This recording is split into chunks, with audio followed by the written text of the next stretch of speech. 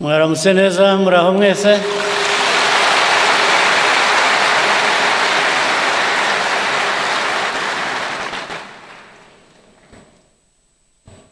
Vice Chairperson, RPF Secretary General, RPF Commissioners, members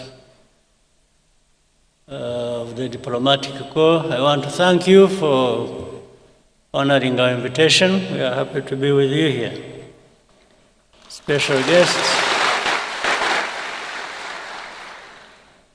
guests who have also joined us from different parts of the world.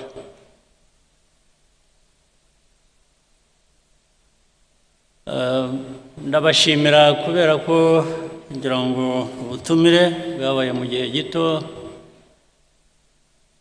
ariko ndabona byitabiriwe n'abantu benshi mwakoze kuza.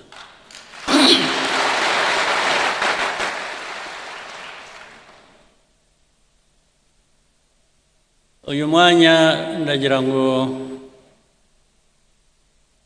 tugire ikiganiro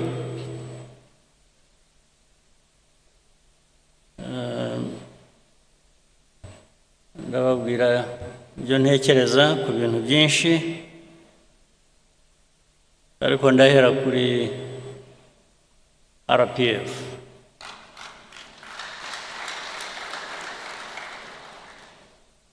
RPF ifite umwimerere wayo, ifite izina, ifite ibiranga bihagije, ifite noneho amateka. Ayo mateka dusobanurira byinshi ku byo dushinzwe, ku byo buri munyarwanda ashinzwe aho yaba ari hose, umurimo yaba ari hose. Noneho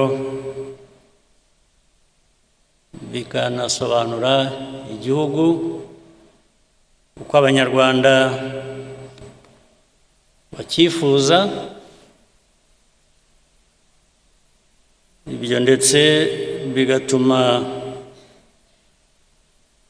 havamo kumenya neza inshingano za buri wese.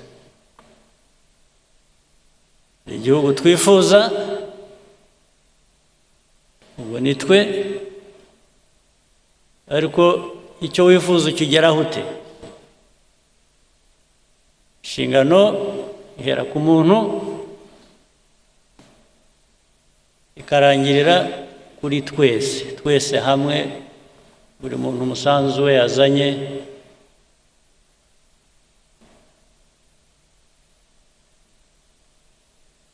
ushyirwa hamwe gute kugira ngo bitugeze kuri ya ntego twihaye naho dushaka kuba turi. Ibyo rero ni imvugo gusa,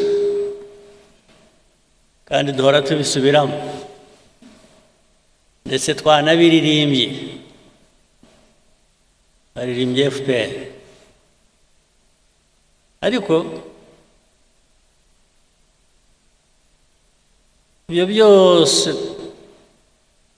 twabikora twagira, hari ikigomba kugaragara ku banyarwanda no ku Rwanda. U Rwanda ruvuye he? Rugeze he? Rushigaje iki kugira ngo rugere hahandi ruvuga ko rwifuza kuba ruri? Ibyo niyo wakwivuga ukavuga ibyiza byawe, ukavuga ibyo ugezeho, ibyo wavuga byose hari igipimo cy'abantu, cyane uhereye ku banyarwanda. Rimwe bazavuga batari ko ibi ngibi abatuyobora aba bayobora RPF, abayobora igihugu muri rusange, ubwo hagiyemo n'abandi batari RPF, ibyo twivuga twe ko bitatugeraho, ko tutabibona, ko ndetse icyo gihe n'abandi bo hanze bagomba barabivuga, bavuga bati u Rwanda ariko rugeza cyangwa se ntiruragera. Ndetse icyo gihe bikabamo no kumenya ikibazo mbese ni iki. Abantu bifuza kugera ahantu heza ariko ko tubona bagishigaje urugendo rurerure kugira ngo bagereyo, habaye iki cyabidindije, n'iki cyatumye bidashoboka. Buri wese buri gitondo ukuramutse ujye wibaza icyo kibazo, wibaza ikibazo cyaho tugeze bijyanye n'inshingano twihaye twebwe. Wibaze ndetse ushaka ibisubizo icyo abanyarwanda ubwabo bavuga ko bameze bijyanye n'icyifuzo cyabo cyangwa se aho babasezeranije kubageza. Ukibaze ukisubize, kuko results ntabwo wazirema gusa ku bwawe ngo abantu bazibone kandi zidahari. Ntabwo wabihimba. Niba abana batajya mu ishuri, ntibari mu ishuri, ibyo ntabwo wahimba ngo uvuge ko wageze ku ntego yo gushyira abana n'abanyarwanda mu mashuri. Niba badafite ubuzima bwiza ikibarengera, ntabwo wabihimba ngo uvuge ngo abanyarwanda bageze ku buzima bwiza kandi bidahari. Iyo bidahari uvuga ibindi, it's self-indictment. Ni urubanza wishyizeho ugomba gusubiza. Ibyo tuvuga, ibyo dukora bigomba kugaragara no mu byo tugezeho. Iyo binyuranye ubwo hari ikibazo. Ibyo tugezeho nibidahwana n'ibyo tuvuga,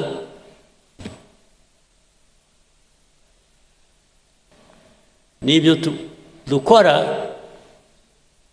hari ikibazo. RPF rero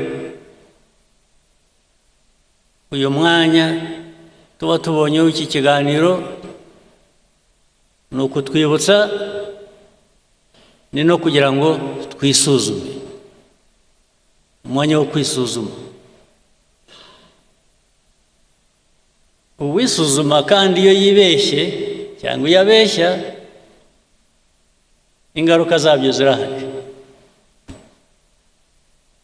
Niwisuzuma ugasanga nta ndwara ufite, wari uyifite, iyo ndwara irakwica.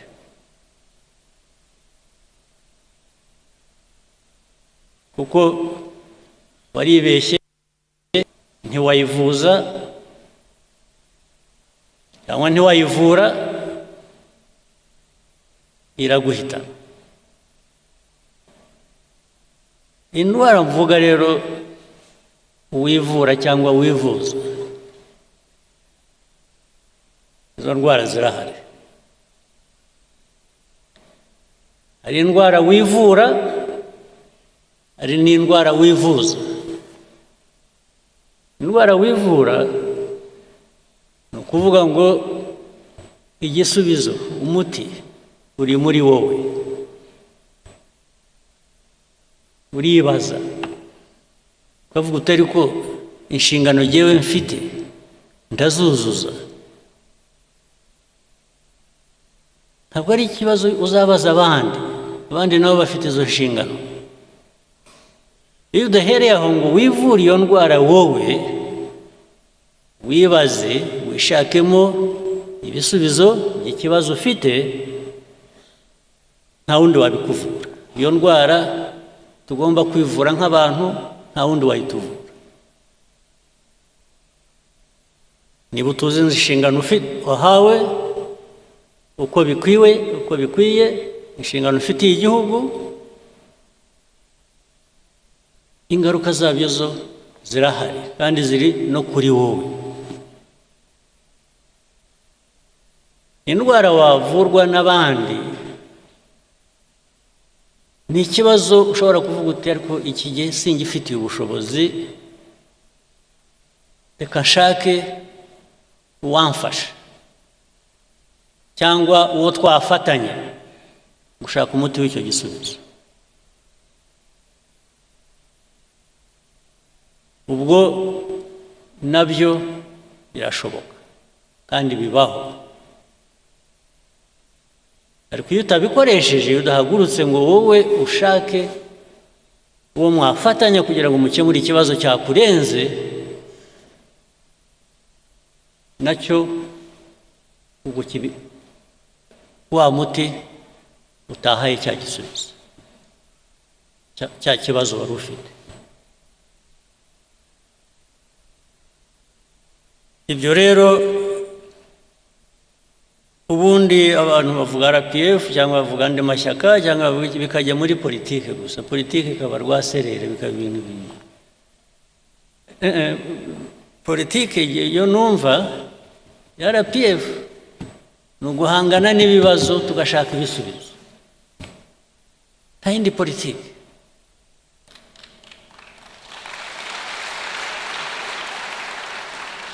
Politike y'ibinyoma, yo guhimba, yo kubeshya, yo gushakisha uko watirisha, bimwe mwita gushushanya rimwe na rimwe, ibyo biguha ibindi bibazo, ntabwo biguha ibisubizo, byongera ibibazo ku byo wari ufite.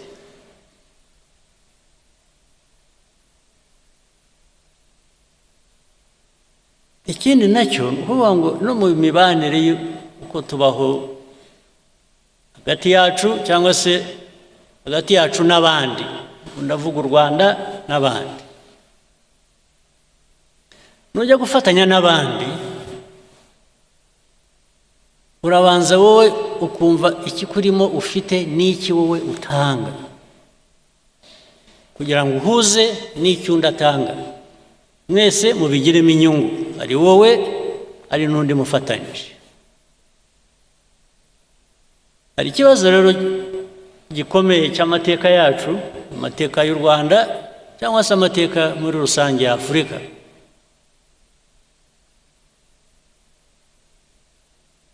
Iteka dusa nk'aho twebwe ntacyo dufite dushyira ku meza ngo dusangire n'abandi.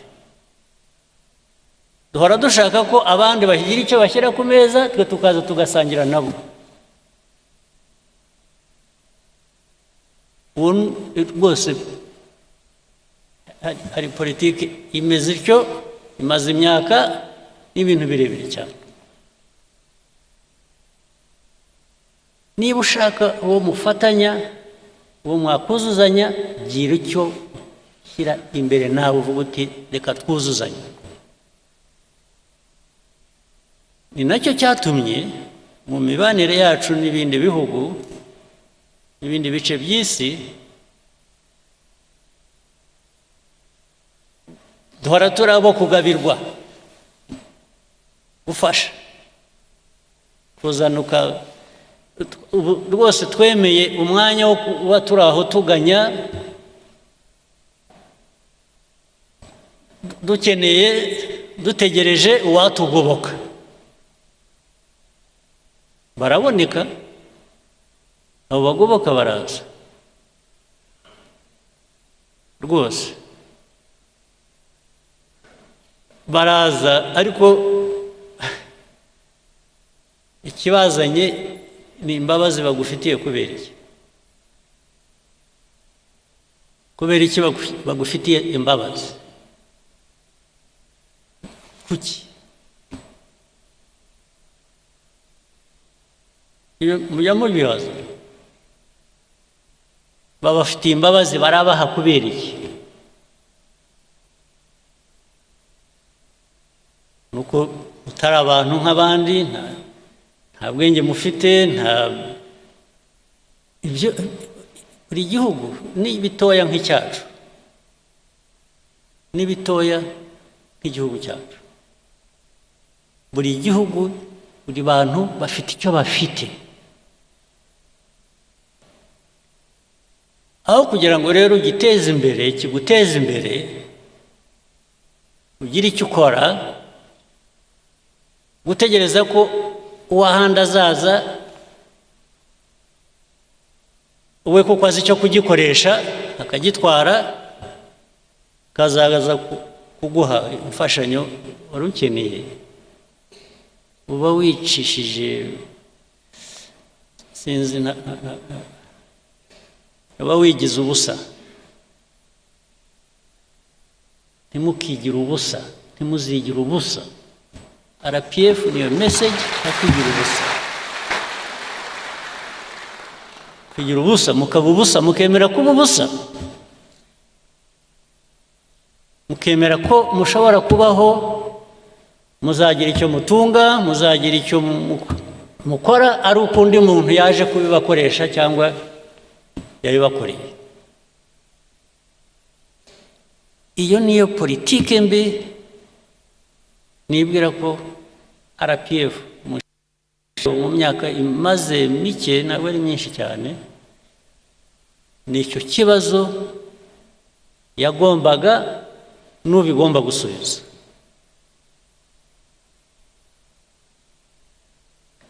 Ibibazo tumaze kunyuramo mu Rwanda mu mateka yacu, musubize amaso inyuma mwibuke, ndetse n'ubu ngubu n'uyu munsi u Rwanda rutaha ngo rugire icyo rwikorera rwigezaho, ubu muba muri ubusa, muri ubusa.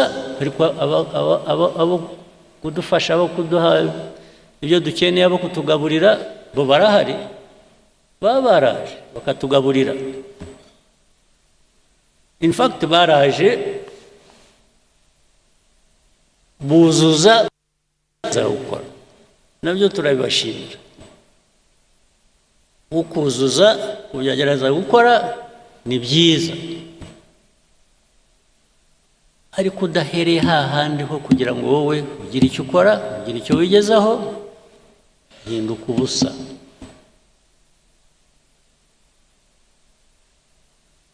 N'ubu rero tujye dusubiza amaso inyuma,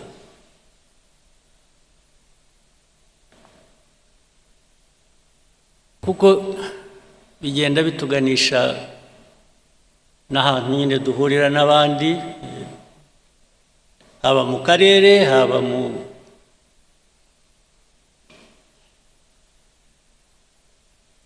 no hirya yaho. Ariko ibi ndabivuga nzi ngo ndabibwira abenshi muri hano, muri bato, ni urubyiruko. Ndibwira ko majority hano ubu abenshi mugomba kuba muri hagati y'imyaka 20 na 45.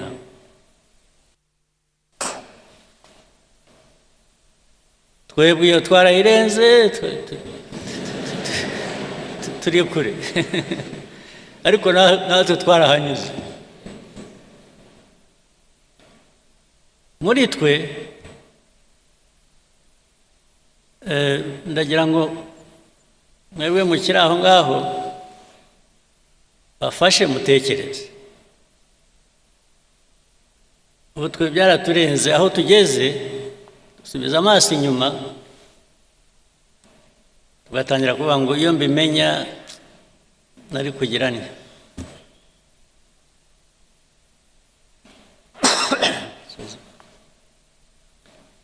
mba naragize ntya nari kugira ntya ariko too late twaragiye. Ariko mwebwe ntimuzategereze kwibaza icyo kibazo karabaye. Ni ubu ngubu sinaho.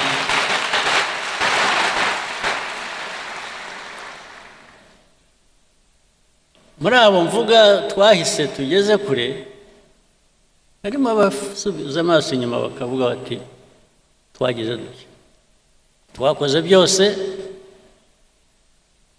twageze kuri byose, ariko umusanzu wacu wabayeho. Ndavuga abarwaniye u Rwanda bigatuma rushobora kugera aho rugeze ubu.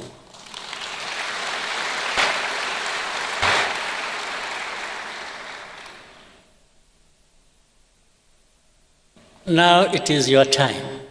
Mwebwe urubyiruko mbwira.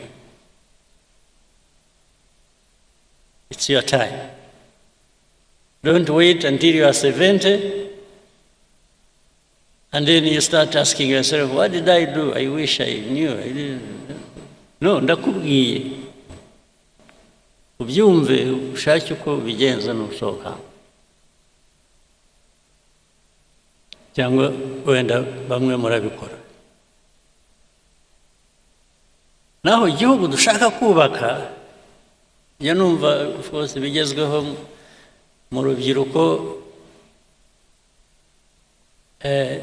ni vibes. Bageze kuri vibes. Vibes nanjye ntabwo nzanze. Good vibes ntabwo nzanze, ariko uhagaze kuki? So vibes natwe twese usibye ko dushaje twebwe, ariko zigera ku ihe myaka, zigera no ku bakuru ngira. Vibes n'abakuru ntabwo bazanga, ariko kugira ngo tujye muri vibes tugire aho duhagaze please. Yes.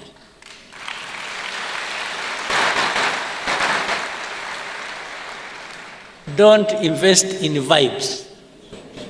Invest on the foundation, in the foundation where you can now vibe.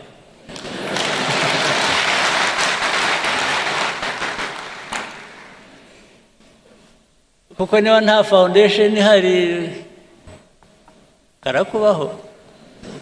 Yes. You vibe only for a week. No, but ngira ngo ibyo mushaka turashaka biri sustainable. Yes. We want things that are sustainable. We want to build a society that is resilient. You can't build a society that is resilient on vibes. No, but a resilient society can vibe.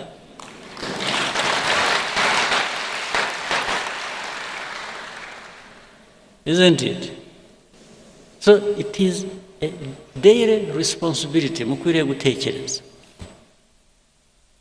Ni ikintu mukwiye gutekereza buri munsi. Ntuhore ufite impungenge ariko ejo nzamera nte, nibucya ndaba meze nte. Uhora ufite kuko stress nugira ikibazo uhorana cya stress, jya umenya ngo 50% ni wowe, you are the responsible person. You have worries, you have this, you have urakora ibintu bigutera stress, but there are different ways of doing things and achieving what you want to achieve. So it's not just even the results, it's the process that takes you there. What have you invested in that process? What thinking? What feeling? what commitment in the process to give you the results you want.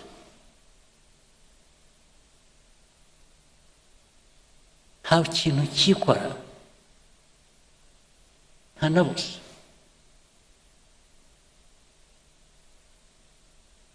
Mbese njya numva hari abantu bagibwamo n'umwuka, umwuka ubajyamo ni uwuhe? Ntubabwira gukora iki? You just ugira umwuka gusa, ntugira umwuka gusa utagira icyo uvanamo, uragera aho uhere, umwuka wawe wagera aho ugahera. Umwuka abagibwamo n'umwuka ibyo bazanira ni ibiki? Umwuka, I have no issue with the umwuka, but must have something in it, tangible, that touches my life, that transforms my life.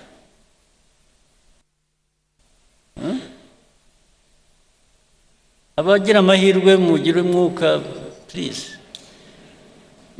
ujye bahira, ariko ntibigarukire kuri mwe. Iwe wagiwemo n'umwuka w'amahirwe, wagize amahirwe, wowe kuki utawusangira n'abandi? Nawe ukabageza, mwese mukawusangira. Kuko nukugeramo wenyine ukawugumana. Ariko nabwo icyo mvuga, ntukabe imvugo gusa, bijye mu bikorwa. Njye nimbona mu bikorwa bihari ushobora kureba byaturutse ku mwuka, nanjye ndawifuza, nanjye nzagana aho ngaho. Ariko the measure ni what is it that has been delivered? What is it that we can touch and feel and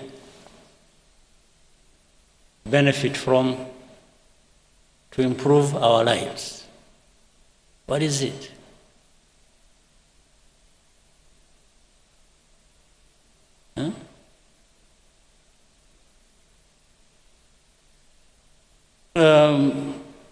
So mwebwe abatoya rero, again,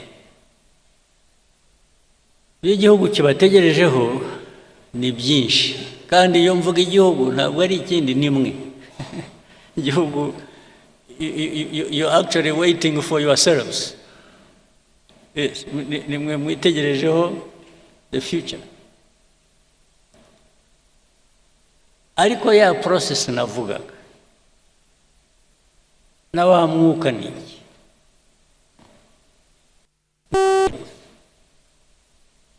Urubyiruko, bya bindi navuze by'amashuri n'ubuzima, ugomba kugira ubumenyi ukagira n'ubuzima, kuko niba mudafite ubuzima, ubumenyi buzakumarira iki? Kumenya bizakumarira iki udafite ubuzima?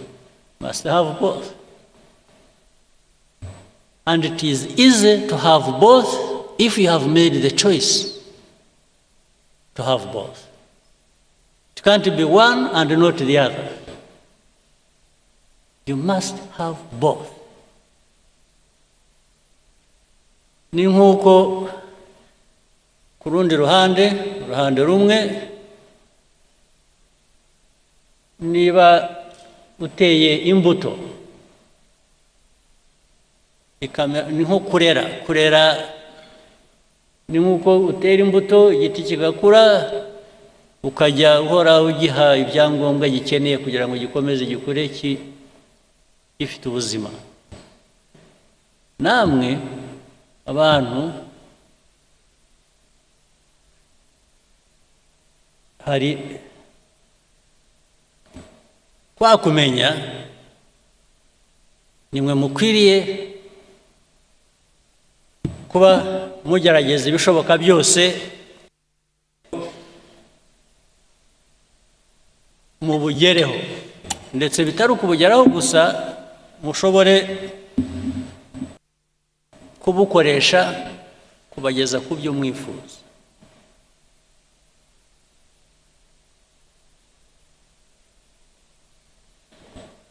Ariko ibyo cyane ku bakiri bato, mwebwe ubwanyu mugomba kugira umusanzu wanyu, you must make an effort.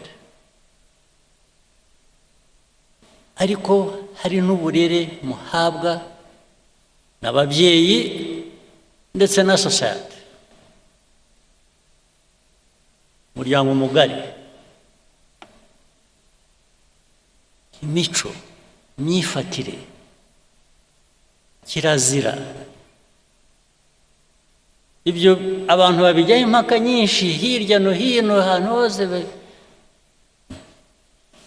ndetse bimwe ugasanga muri society imwe barigisha ibintu cyangwa barabwira abantu gukora iby'indi society itemera, akaba ubwo bivanga rero bikaba,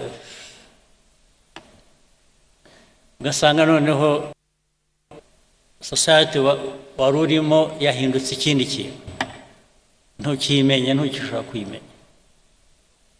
Kuko ibyiza byari biri muri iyo society ntabwo byatejwe imbere uko bikwiye, ahubwo abantu babishimbuje ibishya biga hirya no hino, rimwe na rimwe bitari na byiza, no kuri aho ngaho babivanye.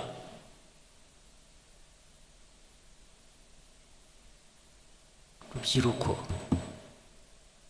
kubarera ni ngombwa, kwirera ni ngombwa. Kwirera ni ukuvuga ngo wowe urahitamo icyo wifuza, urahitamo icyo ugomba gukora. Ariko urubyiruko rukura ruri aho, ya resilience navugaga se tuzayivana he muri aho muri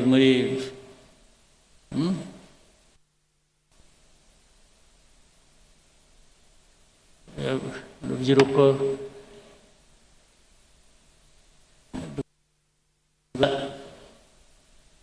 ibi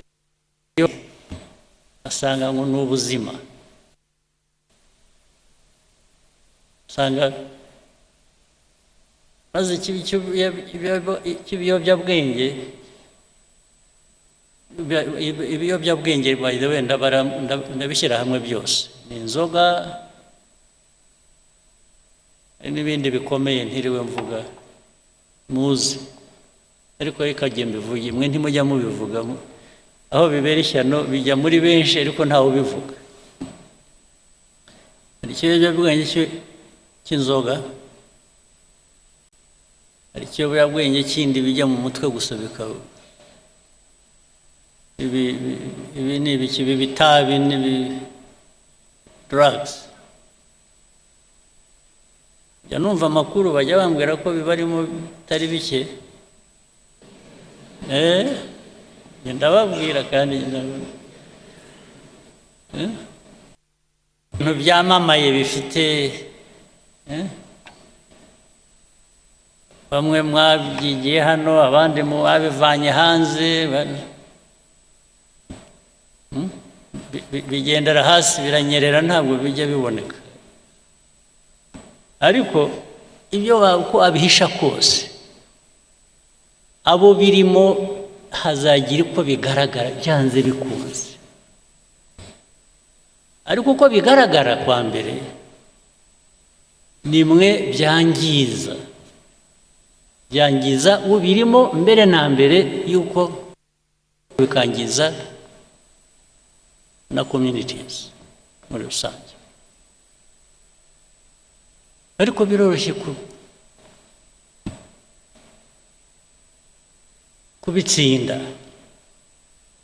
kubitsinda kwa mbere ni ukutabigira imvugo, ni ukutabigira ibiganiro, ni bigira ibintu by'igitangaza abantu bakwiriye kuba bakora, kutabyemera.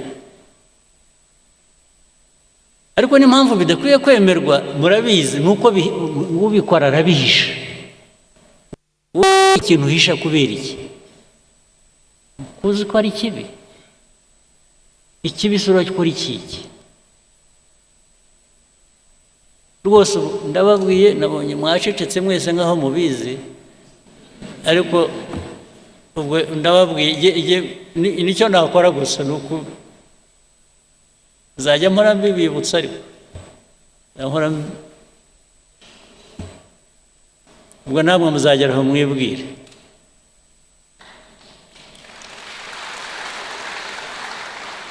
Icyo mbivugira ni iki? Urubyiruko tubatezeho bya bindi nabanjirijeho, nimwe mwakiza u Rwanda rw'ejo uko tugenda dusimbura. Keretse niyo iyo mission mutayishaka, it's a different matter. Ni bamwe mutabishaka mwaravuze okay, ndetse hari aho mwageragera ngo urubanza kubababyaye, ngo ariko se ubundi ndi hano, ubundi mwashyize hano kubera iki? Ukabwira ababyeyi bawe mwambyariye iki? Ariko ibyo ntabwo ari urahari, ibyo ari byo byose baravuze. Ugomba gukora effort yo kuba muzima, yo kuba muzima, not just for yourself, ariko no ku bandi. Kuba muzima bikagira n'inyungu ku bandi, bitari wowe gusa. Icyo tubatezeho urubyiruko mwebwe mu bishya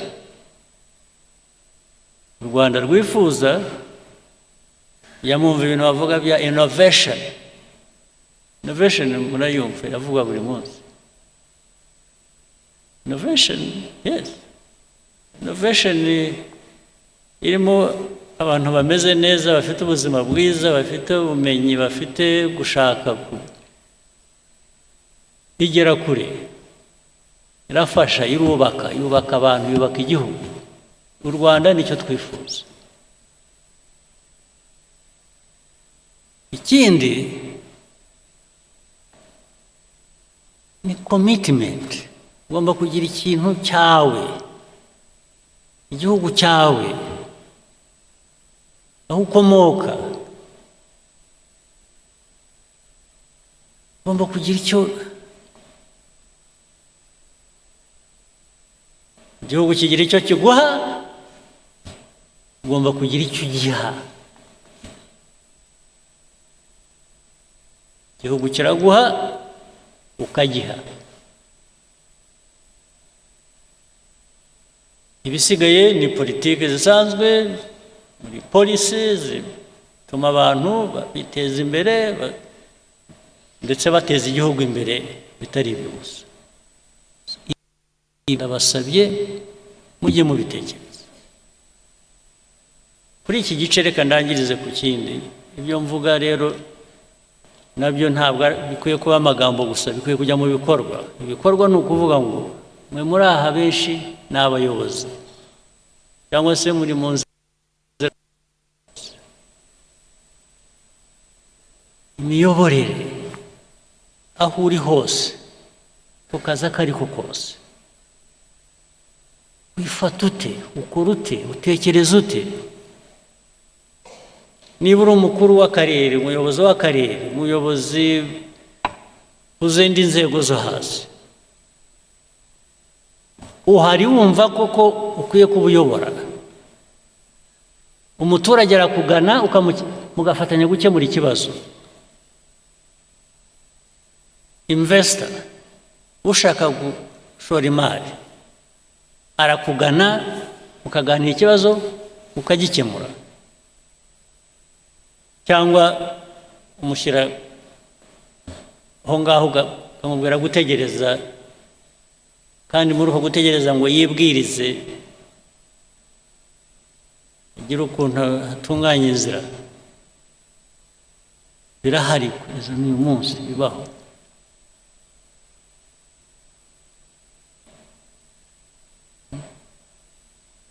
Hariho hose ntabwo ibyo bikwiye kuba biba.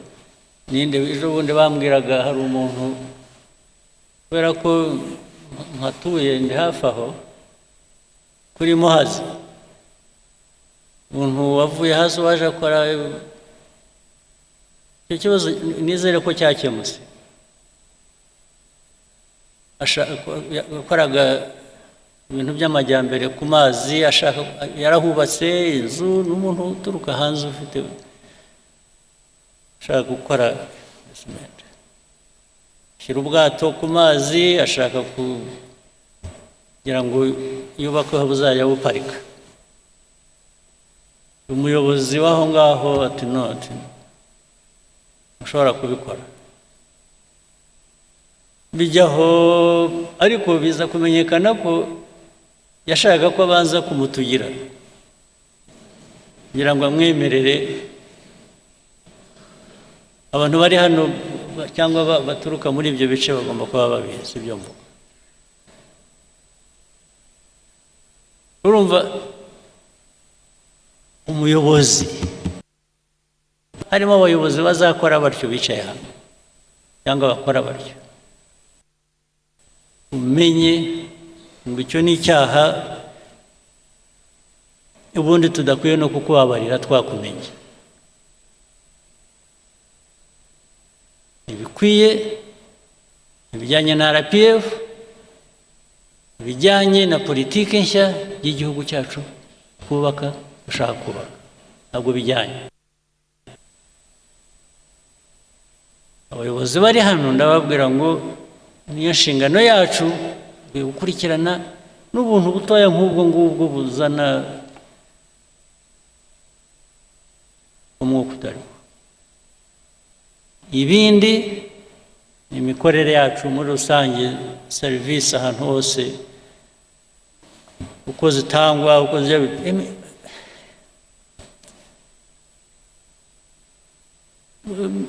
abantu bakora batyo baratudindiza nitubamenya. Ariko nuko ari benshi rero basanga wicaye hariya usabye ikawa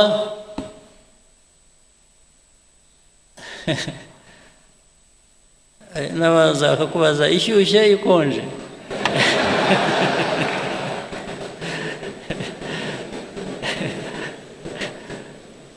Bakubaza ngo uti ni ikawa isanzwe ishyushye ariko mushyiremo n'amata, akagenda akabura. Ubu ndavuga ibintu bimwe mbona n'abantu baba bavuga buri kanya, akagenda agahera pe minota 15 20 utegereje ikawa. Bakubaje niba ushaka ikonje cyangwa ishyushye, ariko bababwiye gushyiramo amata akabura. N'amata yabuze ntibakubwiye. So niba wicaye aho utegereje izakamwa bakohereza ku isoko mukajya gufata, bitubamo murabizi ahantu hose. Ubwo si byo ni rubyiruko nyabakiri umeze rutyo. Oya n'imigendere ukuntu bagenda yikurura. Hari aho nagiye rimwe, ariko hashize igihe, nuko mbona n'ubu ngo biracyabaho, byarantangaje. Nagiye ahantu twajaga dukina tennis, abantu bamwe hano barabizi, kera hashize igihe. Turangije twicaye turuhutse, tubanza gushaka wagira icyo tubaza dushaka, arabura. Turahamagara, mushobora kuza kugira icyo muduha, ariko haza umukobwa mwiza ugenda neza.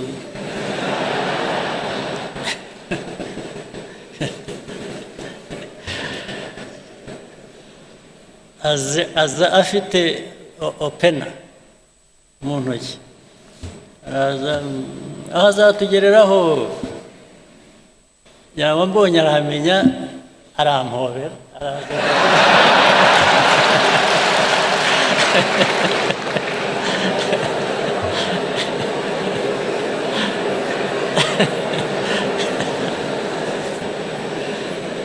arabanza arampobera ndetse agomba kutuzunguruka twese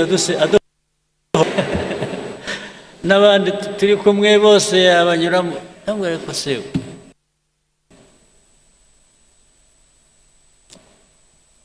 turashaka ibyo dushaka waba ari ibyo duha ibi erega byasaga nk'ibyarangiriye aho ngaho kuduhobera tugeze aho twarambiwe turahaguruka turigenda ubwo urumva umuntu nk'ubu yangirije abakorera natwe twari turi aho dukwiye kuba dufite ibyo dushaka twishyurira natwe ntacyo yaduhaye twese tuviriyemo aho ari aho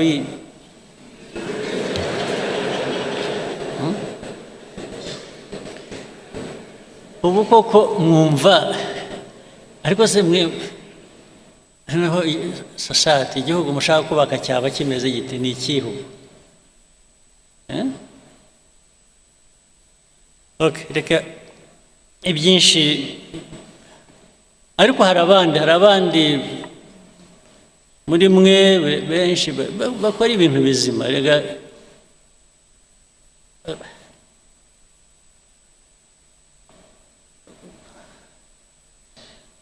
ubu byose ibigaragara ni ibitari bizima niyo benshi baba bakora ibyiza ariko hakabamo abantu bake bemerewe cyangwa bakora ibintu bibi bya byiza ntibiba bikigaragara ni nko gufata amazi ikirahure cy'amazi ugashyiramo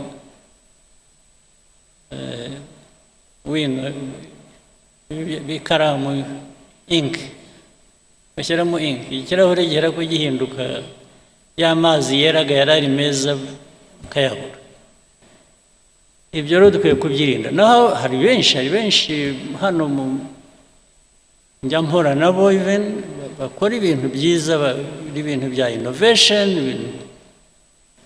ndetse bihindura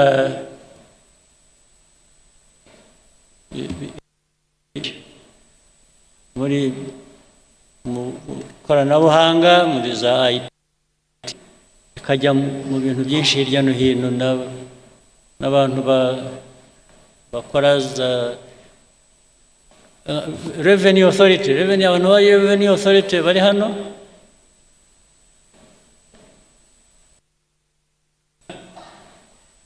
ngira ngo hari innovations nyinshi zibageraho cyangwa mu byazi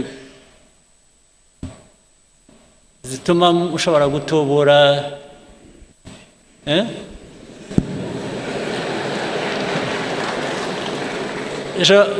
zizamura ayo mutuvanamo ayo mutwe ariko iyo byabonetse gutyo hari ikibazo bikaboneka innovation izamura itubura revenue tax revenue hanyuma yarangiza bikajyaho hagati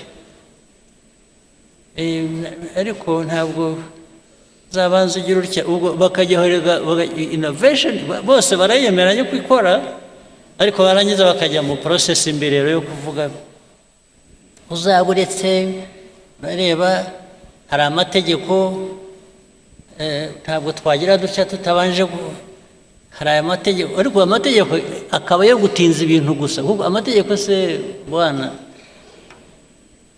amategeko ashyirwaho n'abantu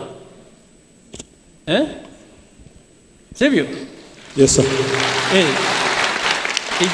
igihe umuntu yabonye ikintu gikora kijyanye n'icyo yifuza wihambirwa n'itegeko hari n'amategeko yaduhambiraga yo mu gihe cy'ubukoroni aho ngo hari itegeko n'ubundi si wowe urikora, si wowe urivanaho, we gifate nk'ikintu cyakuzitiye gutera intambwe, bihere ko bigeraho bigera, n'abo amategeko tubabwire ngo ariko n'igihe muratudindiza gusa. Ndetse hari n'ubwo dushobora gufata ibyemezo tugakoresha igikora, itegeko tukaba turigisheho gatoya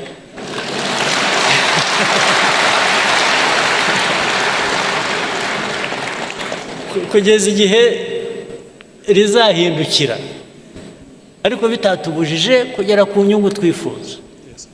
Iyo process niyo process ijyana n'igihe abantu bagezemo. Ntuhambirwa, keretse dufite ikindi kibazo cy'uko abantu benshi ari n'ubwo ikintu cyangwa akwiye kuba akora ikintu, ikintu cya mbere kimubanza kuza mu mutwe, kibanza kuza mu mutwe we ni inzitizi yo kutagikora. Ntabwo ari ukuvuga ngo ngiye kugikora, hanyuma nimpora n'ikibazo, icyo kibazo ngende nkishyira iruhande. Ahera ko abona ko hari inzitizi, akagendera ku bikarangirira. Ntabwo biba bigikora, ntabwo igihe tugezemo gishya ari uko gikora. Hari icyo wifuza kuvuga? Abanyaguhaye microphone, mbwira. Ariko we utanzeho nk'urugero, ibindi biri hano ntavuze n'ibiri hanyuma. Dufashe tubwire ko twakwihutisha. Thank you, Your Excellency. Kuna mutugiriye, it's true, innovation is very important. Nukurushaho gutekereza ibyatuma tubona amafaranga menshi, nk'uko mwabivuze tugomba kwigira. We need to sustain ourselves. Kandi mwihute, mugire ubwira, mugire, ariko mwe ntimushaka kuva mu bukene vuba. Murumva ikintu, haboneka ikintu kikurangiriza ubukene mu cyumweru, wowe ukavuga uti ariko genda shaka umwaka, ubwo se waba uri mu ntoki rwose.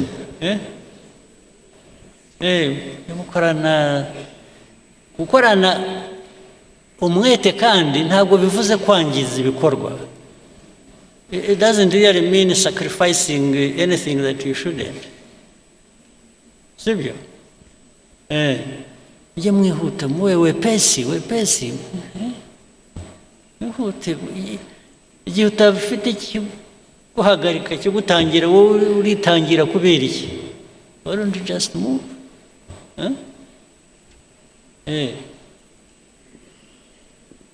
Bimwe mwita kurasa ku ntego. Ntimukarase hafi ku ntego. Keep straight.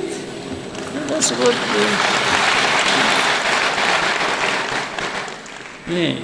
go for it. Nawe wumva uri satisfied uko sibyo? Yes, sir. Okay, asante. Now, let me take you to something else. I'm sure you can guess. It's now the other politics other than RPFs. Geopolitics, regional or whatever, because it affects us as well a lot.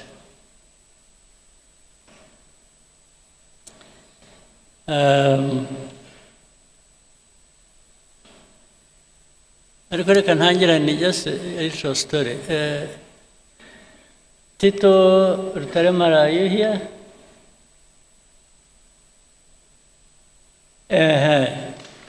I want to know where you are around. I want to tell the story. You know, in actual fact, igihugu cyacu kivuye kure. Ewe, ntikiravayo neza. Turacyavayo. Acyari byinshi. impamvu mvuze Tito, it's a bit of our history ijyanye na what happened to us, the genocide tragedy. I want to build on it to tell you some other things.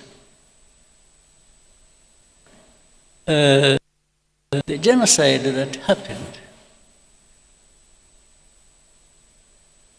there are indications of things that happened as far back as the 60s.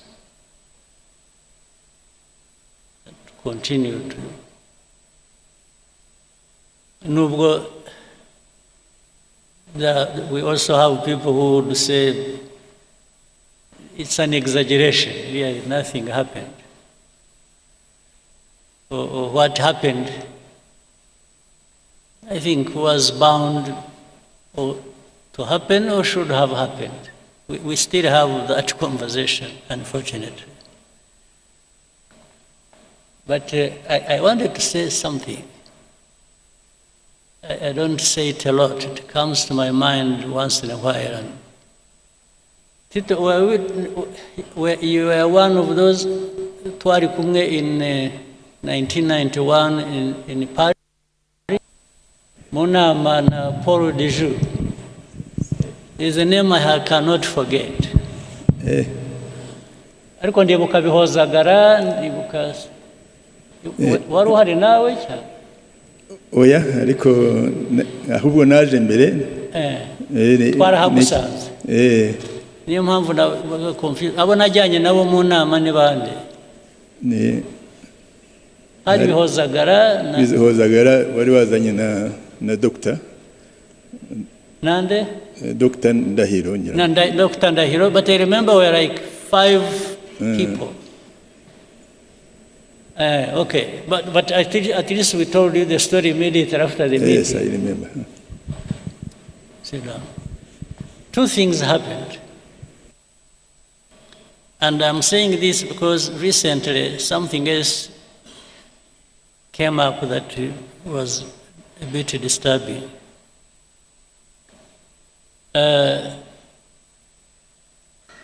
We were invited, RPF, to go to Paris. We were supposed to meet some people from Habyarimana's government. It was about, according to what we were told, to talk about peace.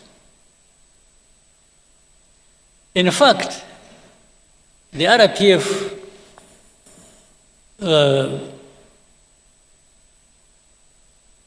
for which I was vice chairman then,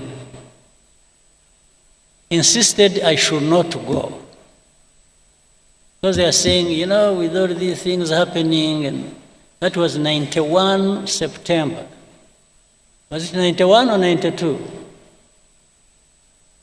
91 September. It's the end of 91. The end of 91. Yes, it was particularly, I remember, 71 September, I think it was 22nd.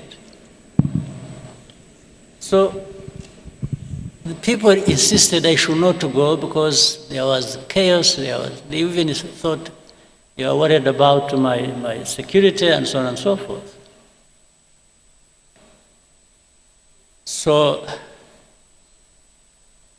but I insisted. I told our people in a meeting, which was very people, I said, you know, if we don't go, and they, by the way, they insisted I should be the one to come. But I said, no, but you have the chairman, so maybe you should be the one to come. They said, no, we want you. And that's what caused some worry. They said I shouldn't go. But I insisted. I said, I'm going. Because if I don't go, if we don't show up, we will never be understood. They think we are just there fighting and we don't want peace. So I went there. A couple of things, quickly, I got something else. When we arrived, we had a meeting. It was in the morning. I met a couple of people. One was a man who was, I think, a director general in foreign affairs in France. And that man was called Paul de. I followed him. He even later on became ambassador to Mexico, then went somewhere, and then he's now an old man like me. He's 90, must be 90 something, 96 or something. So when we met, I met him, I met Mitterrand's son.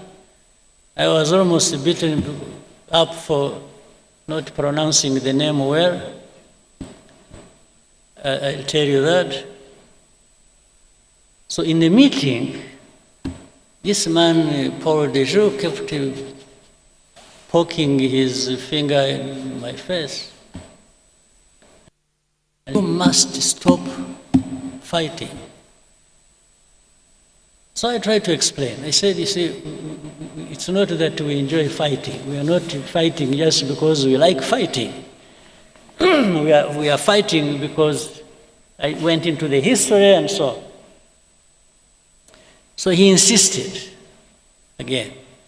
Then in the conversation, it got heated up. I actually got a little bit upset. I answered back in a way. Then he said, no, you must stop fighting, because if you don't, even if you take Kigali, you will not find your people. This is what he told him in a meeting. So at first I couldn't understand, I didn't understand what this man meant. You will not find your people. But directly it meant they will be killed. So anyway, the meeting happened, got finished. It was not a good meeting. And as we were going out, he accompanied us in the corridor, and then he said,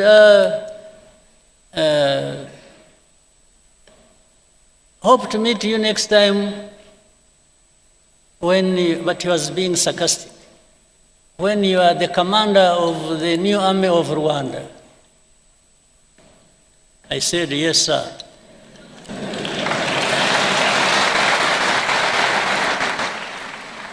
I said, if and when that happens, you rest assured I will do a good job of it. This is what I told him. So I went, when I was supposed to stay a night and leave the next day, so in the hotel where I was sleeping, I think we were in Hilton Hotel. I was with Ndahiro and Tom Byabagamba. So in the middle of the night at around 4 a.m., I woke up to this light in the room, and about 6, 7 people in the room with guns. They were not putting on uniform, they were putting on jackets and so on and so forth. And I woke up, I said, who are you? What's going on? Then one of them said, he spoke in English. You hear him, he's even speaking English. So I was in the wrong place, first of all. Then they said, so say, where are your documents? Bring your briefcase. Before I opened it, they had broken it. So but I kept asking, who are you? Who are you? Who are you? Then as I was doing that, when I looked through the door connecting to the room where Dr. Ndahiro and Tom Byabagamba were staying, I saw they were sitting down in handcuffs. For me, they didn't put me in handcuffs. So I asked them, what's going on? They, a bit rough, but so they took us, dumped us somewhere in prison. I didn't know. It was my first time to be in Paris, and my first time to be in prison. So, hopefully the last. Since that time, I haven't been to any other prison. So, they put us in the log, somewhere down in the basement of some building, and left us there. Then later on, people showed up around 3 o'clock. In fact, why I remember that Zagara was around, they didn't know where we had been taken. I don't know how. They were assisted by some people in France whom they knew. Then we saw Jacques Rabunal and Zagara. There was a very good friend of ours called Carbonal, a French guy. They showed up in that basement in our prison because I think they had known where we were and they had tried to give us food. I refused to eat. I told them I'm not going to eat anything in that prison. So they brought us bread, I remember, and milk, pints of milk and bread for us, because we had refused to eat prison food. Then they even wanted to interrogate us. Well, they did. They wanted to to use a polygraph on me, the lie detector. I refused. I told them I'm not going to have a lie detector at all. I said, if they want to kill me there, then go ahead. In the end, they said, whom did you meet? I mentioned that man. Then said, who else? I said, Christopher Mitterrand. He said, no. Who told you he's called Jacques Christopher Mitterrand? So, so they told me, repeat. I said, no, I'm not going to repeat. I said, I'm not the one who gave him his names. But. So anyway, in the end, at around 8 o'clock, they released us, and that night I left. I drove from Paris to Brussels, where I was to take a plane the next day and come back home. Now, I'm telling you this story. The fact that somebody actually implied that something happened to our people, meaning even if you take Kigali, you will not find your people there. You will not find them alive. Then later on, connecting that with the history, with what happened eventually, I could not but conclude that was the meaning. They were privy to what was going to happen. Now, in the most recent thing, let me now switch to something next to us and the recent. And, you know Rwanda has had many problems in the region, and especially with the Congo, for all these years. Actually, we said we are here as almost all the 32 years have been problematic. And when you look at the story, these genociders who went to Congo. By the way, whom we had the opportunity this last time, when was it, 2 weeks ago, or how many weeks? When we had a Unity Club event here, this same room, when people who went through all that history, these senior commanders of FDLR, when one of them sitting there told us a very comprehensive, interesting story,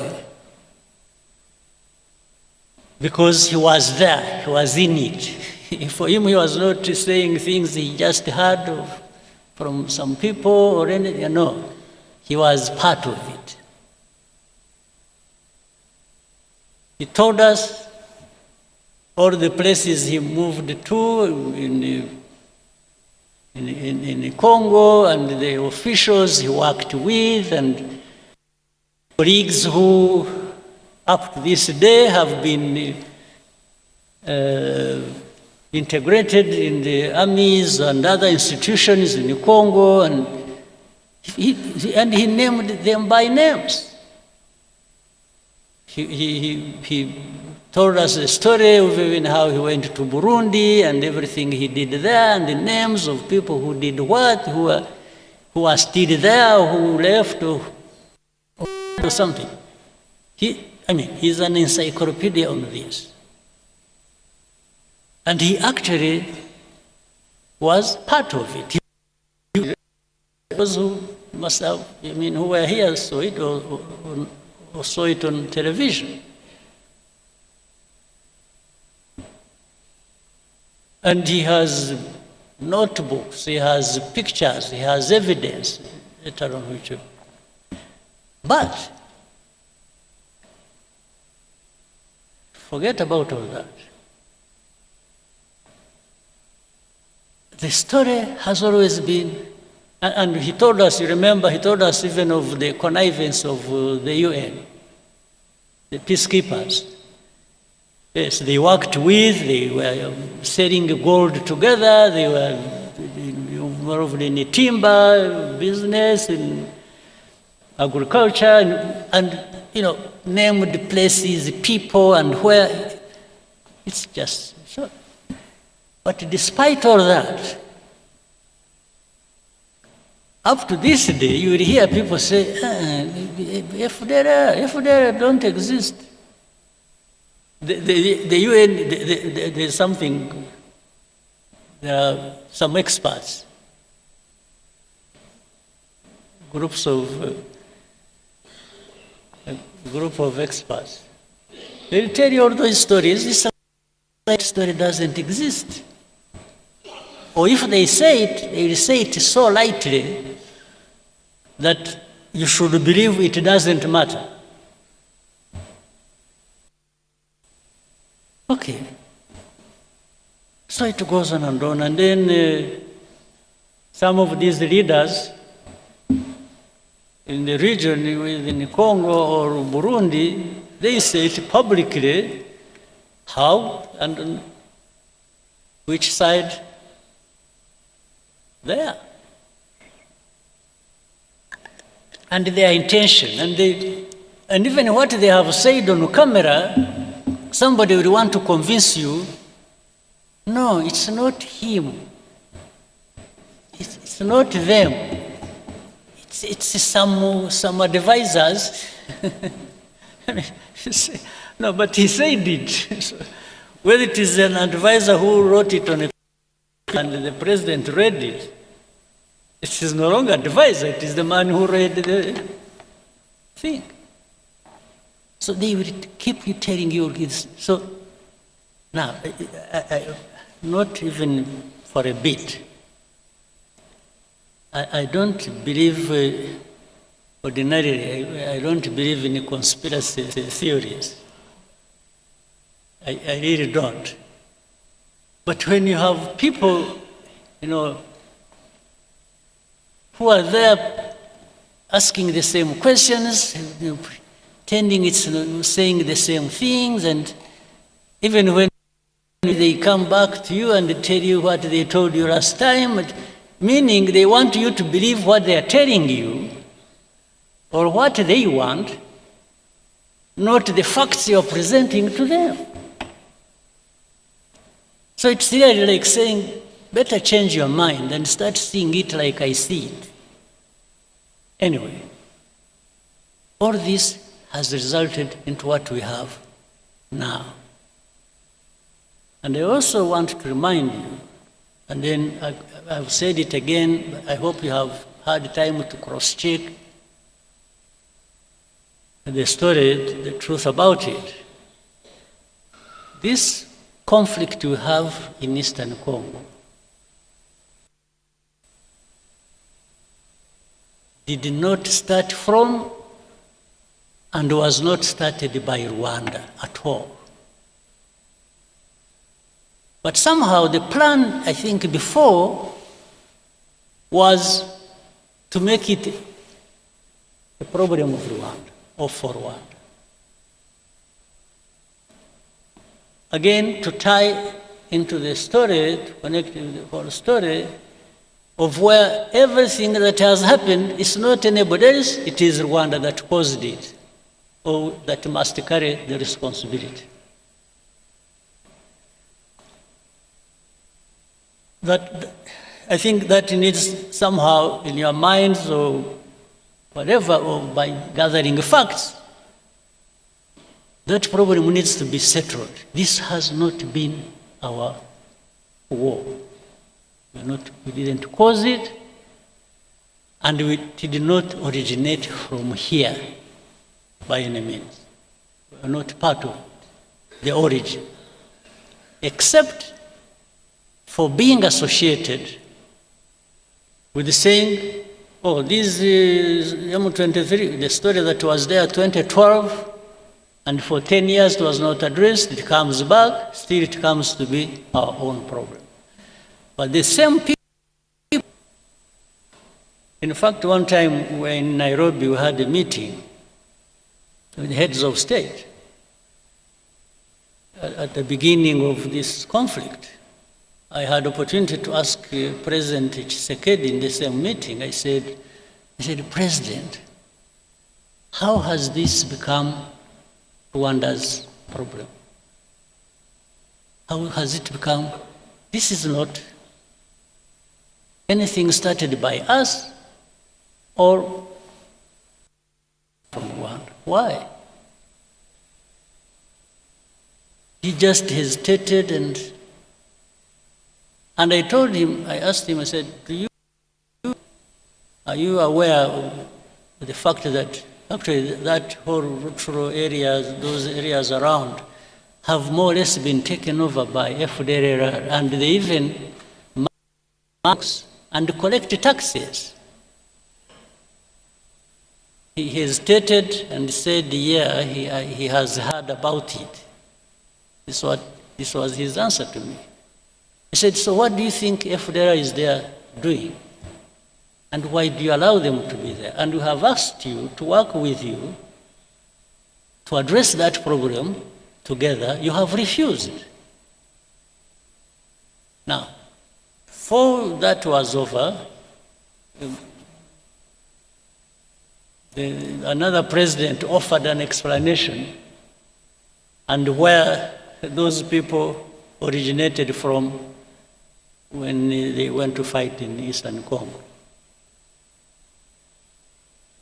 saying it came from started from his country.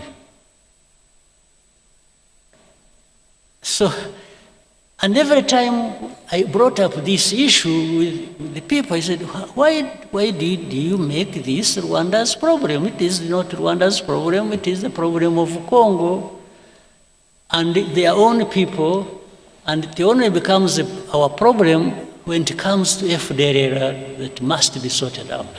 One way or the other, either you sort it out, you Congolese, or the UN that is employed there, and there are thousands, you address that problem and stop them from invading our country, or we will sort it out ourselves.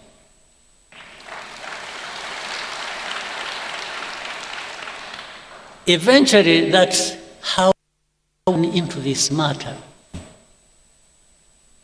Now, to the recent things. Whatever happened in between, I try to cut a very long story short.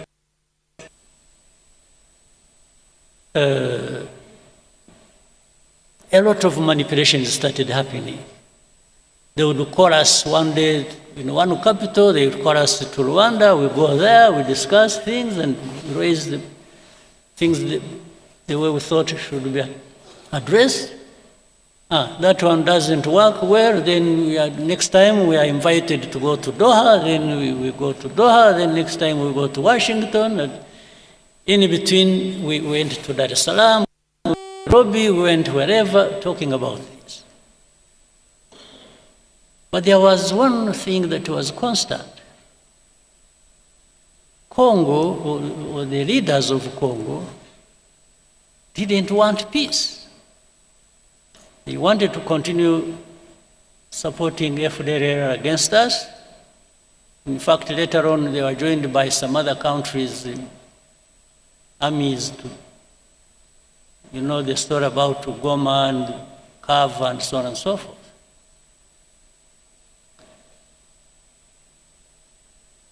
So, but we told them, just help us deal with FDLR, and for us, we will not. But in the end, something came up. By the way, you should also, it's like even now when we talk about removing defensive measures and so on and so forth, which I'll come to later, they say Rwandan troops must pull out of Congo and so on. And so we say yes.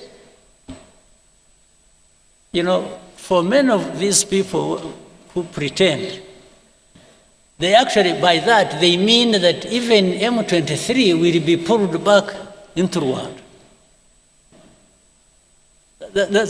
That's something hidden behind. It's like they expect us to be receiving M23 here. Now, that goes into a long debate. Whether or not, and how these people are Congolese or not. That's now. And I always tell them, no, this is a story of me, because how they became Congolese, how whatever happened in Congo and between Congo and Rwanda, as of those years, I was not. So I don't know. I cannot be asked to answer for colonial times problems. I was not there. And Rwanda is not responsible for that. Now we're going to the last thing we went to when we went to Washington, and which the whole process has resulted into sanctioning Rwanda, sanctioning RDF, sanction. It's just sanctions, sanctions, sanctions. And someone tell them, say, wait a minute, let's understand each other. What's going on? And there is no time. There's no time for Rwanda to be listened to. It's just sanctions. The sanctions, that's what we said, that's what we're doing, that's what we're doing. Now,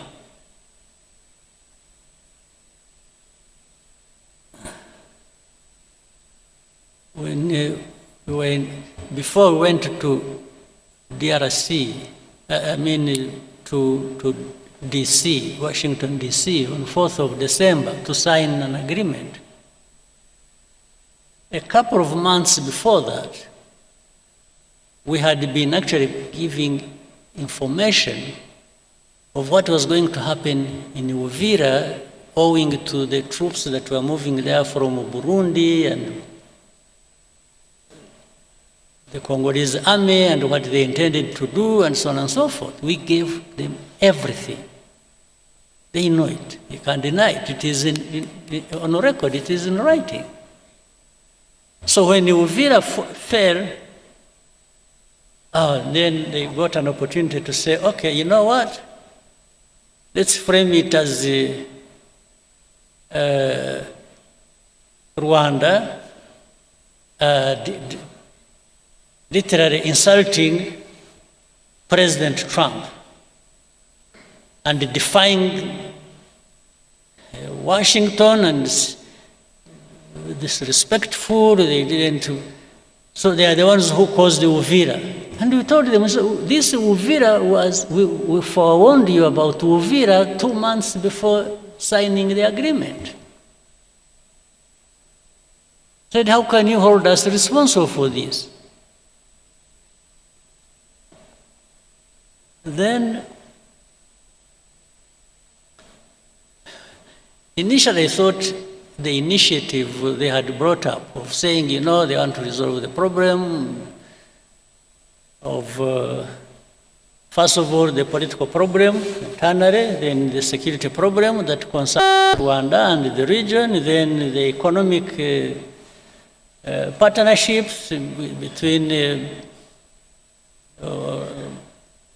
the US, DRC, Rwanda, and the region. I said, you know, I thought this was a wonderful thing. We really embraced it. We said, oh, this is something. But little did we know, we had actually been just set up for something else.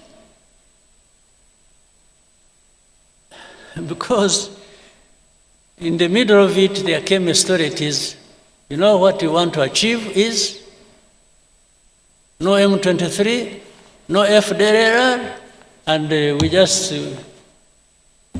walk to the mines and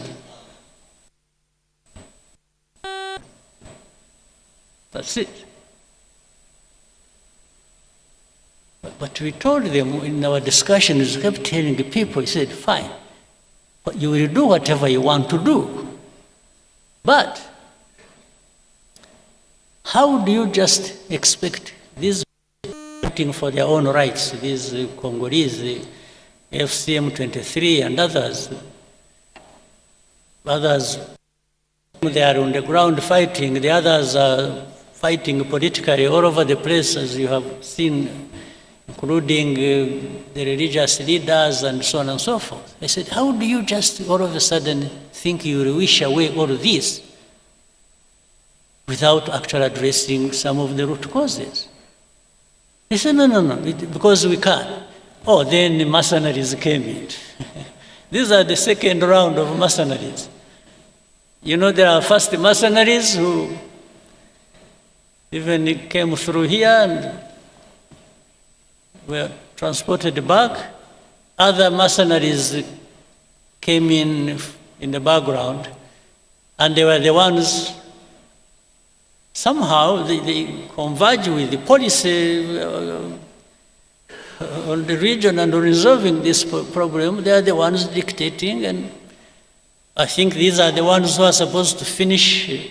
But this, while the initial thing was to finish FDLR and finish M23, this time it has become finishing M23, not FDLR. FDLR because they are working with the same people and working with the government of Congo.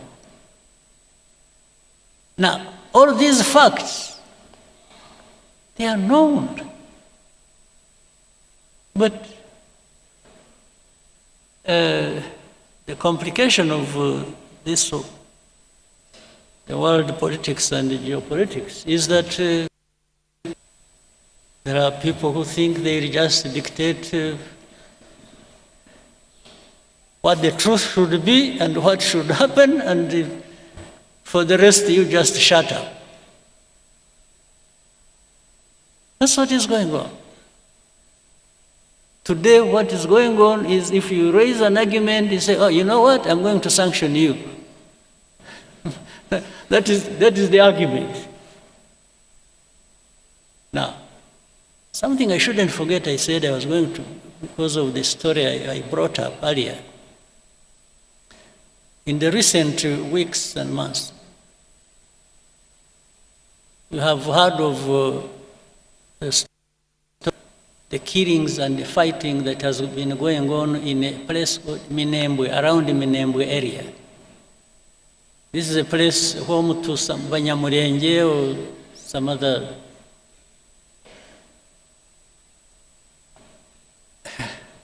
What is disturbing?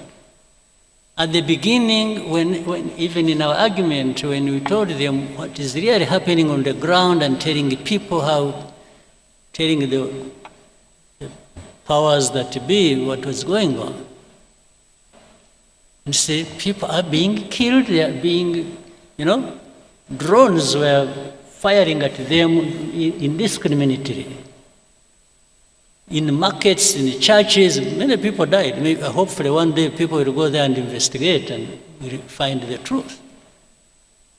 But what was disturbing was that in that same conversation and argument, somebody says, don't bring up that issue, it is none of your business. So which for me looks like, it's like the story of Paul de Joux. It's like that those people being killed for their identity and anything is none of your business. Shut up, we are going to kill them anyway. I mean, I'm just calling a spade a spade. It's like, shut up, it's none of your business. They didn't even say, are you sure they are being killed? Or are you creating a story or what? No, it's like, that's none of your concern. But if it is not my concern, maybe it should be yours. Why are you not concerned? And things keep getting worse and out of control every time. So where we are now, we just told, remove your defensive measures. Whether we are associated with and helping FDLR, with the Congolese army and the government to do whatever they want, and then in exchange you have whatever you want, just shut up. This is what we are being told. But making people shut up, just shut up, I think it's going to be probably more difficult than people think.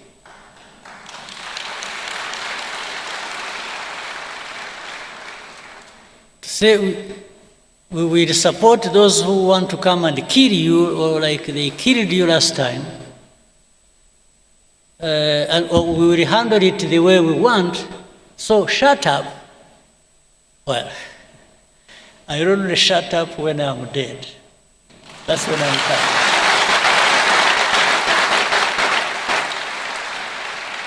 Absolutely. That is the only way to make me shut up. That's it. For the belittling everything and making it look like some people's lives are just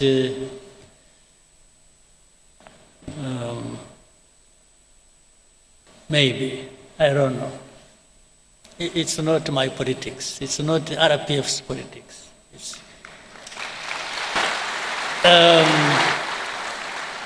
We are a small country, very insignificant in many ways.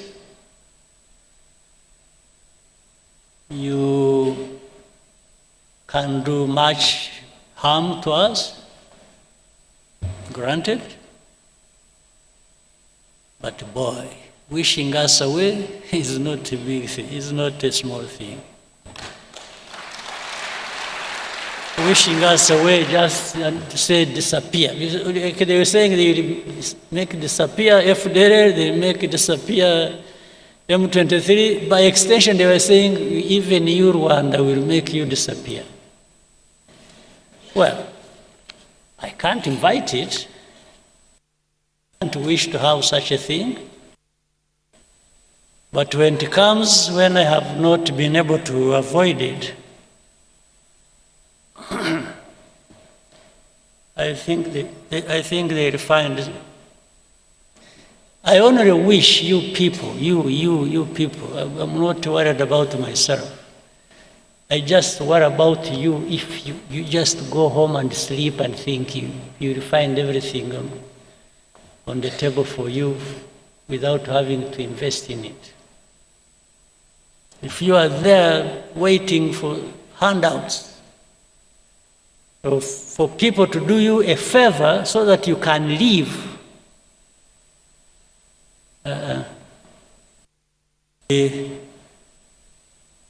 very sad and absurd, and it will be a lot of our time and value wasted.